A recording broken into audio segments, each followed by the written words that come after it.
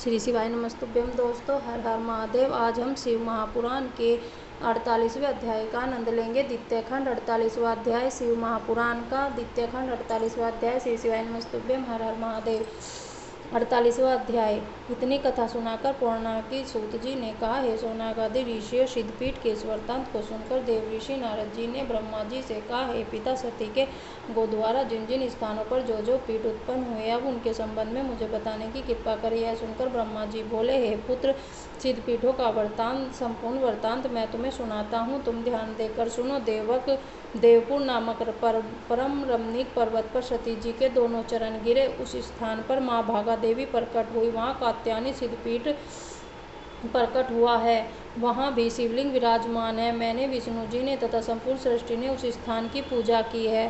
कामशैल पर्वत पर सती जी की योनि गिरी। वहाँ कामाक्षा नामक देवी की उत्पत्ति हुई। उन्हें कामरूपा भी कहा जाता है। हम सब लोगों ने उस सिद्धपीठ की पूजा करके अपने मनोरथ को पूर्ण किया। सती जी की अग्नि द्वारा पूर्ण शैल पर्वत पर पूर्णेश्वरी भवानी शिवलिंग सहित प्रकट हुई। जलंधर नामक पर्वत पर सती के कुछ गिरे, जिससे वहाँ चंडी नामक देवी का सिद्धपीठ प्रकट हुआ। गंगा जी के तट पर सती जी का एक अंग कटकर गिरा, जिससे उस स्थान पर वागेश्वरी देवी का आविर्भाव हुआ।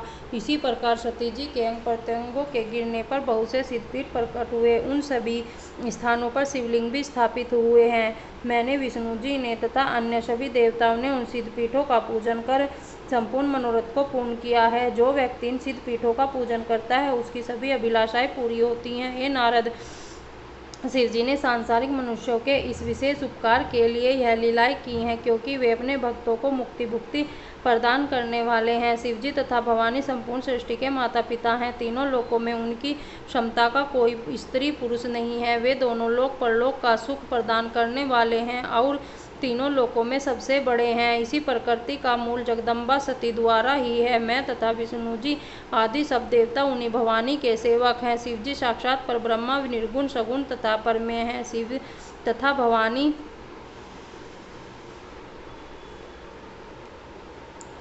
की सेवा करने वाले मनुष्य भवसागर से पार हो जाते हैं। नारद दक्ष के यज्ञ में शरीर त्यागने के पश्चात सती जी ने पर्वतराज हिमालय के गर्भ उनकी मैना नामक पत्नी के गर्भ से जन्म लिया। वहाँ उन्होंने अनेक प्रकार की श्रेष्ठ लीलाएं करके अपने माता पिता को बहुत आनंद दिया तथा उनकी आज्ञा लेकर शिव जी की तपस्या की। फिर शिव जी के साथ उनका विवाह हुआ। उन्होंने शिव जी की अर्धांगिनी होकर देवताओं के संपूर्ण दुख दूर किए। फिर शिव जी की उपासना करके शरीर का रंग गोर कर लिया। हे नारद, शिव और शक्ति अपने भक्तों पर प्रसन्न होकर उन्हें सब प्रकार के आनंद प्रदान करते हैं। वे संपूर्ण सृष्टि के माता पिता और उनसे बाहर कोई भी नहीं है। जब प्राणी के मन में यह विवेक उत्पन्न हो जाता है और इस प्रकार भली भांति ज्ञान हो जाता है कि शिव और शक्ति ही सृष्टि के मूल कारण है, तब वह सांसारिक बंधनों से मुक्त होकर परम पद को प्राप्त कर लेता है। मैं उन्हीं की कृपा प्राप्त करके सृष्टि को उत्पन्न करता हूँ और उन्हीं की शक्ति पाकर विष्णु जी संसार का पालन करते हैं। उन शिव शक्ति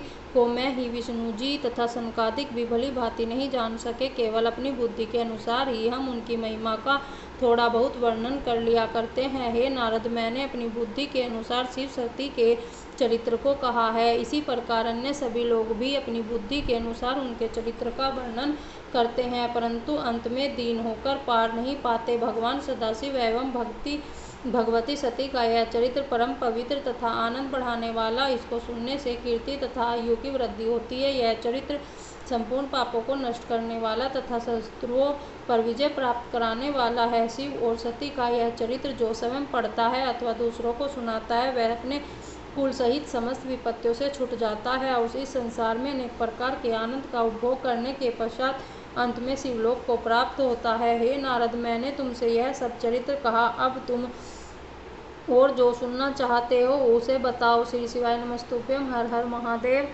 दोस्तों, आज हमने द्वितीय खंड के 38वें अध्याय का आनंद लिया है। श्री शिवाय नमस्तुभ्यम। हर हर महादेव। इति श्री शिव पुराणे श्री शिव विलासे उत्तरखंडे भाषायां ब्रह्मा नारद संवादे द्वितीय खंड समाप्त। दोस्तों, आज द्वितीय खंड समाप्त हो चुका है। श्री शिवाय नमस्तुभ्यम। हर हर महादेव।